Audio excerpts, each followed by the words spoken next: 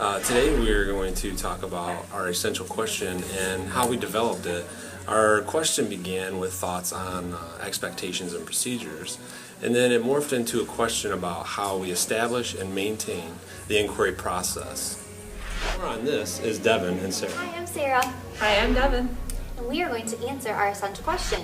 When we first looked at it, we decided to break it down by the 4 steps of the inquiry process, the first being immersion.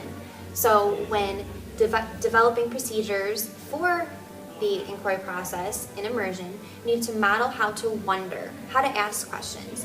You yourself need to show your students it's important to ask questions, and it's important to always wonder and be a lifelong learner. Also, making connections is very important. You need to make things that you're learning connect to your life and to your students' life, and they need to be able to do that as well. Expose your students to various media outlets, allow them to use many tools for their research, and then record their questions about their topics.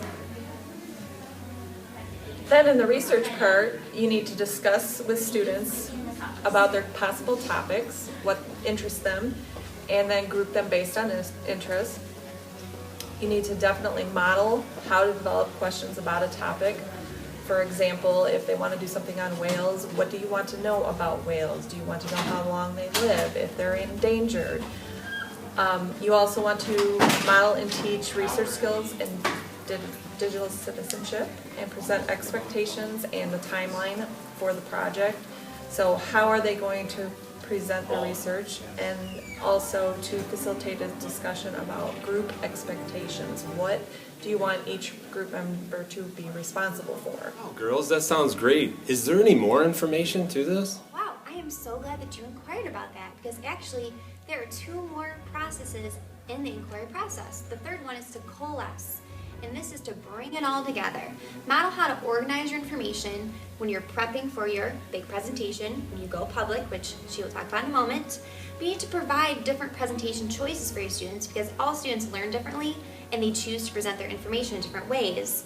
And then you also need to show them some presentations that have already been done so they know what theirs should look like.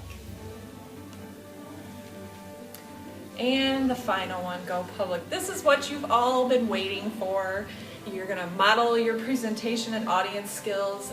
As a matter of fact, as an audience member, you want your students to ask your presenters questions to further the thinking.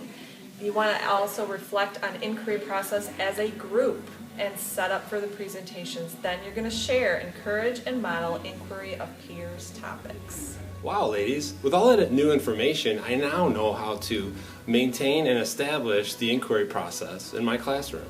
Thanks for all of that. And now I'd just like to open it up to the floor. Is there anything that all of you would like to talk about or have any information to add to what we did?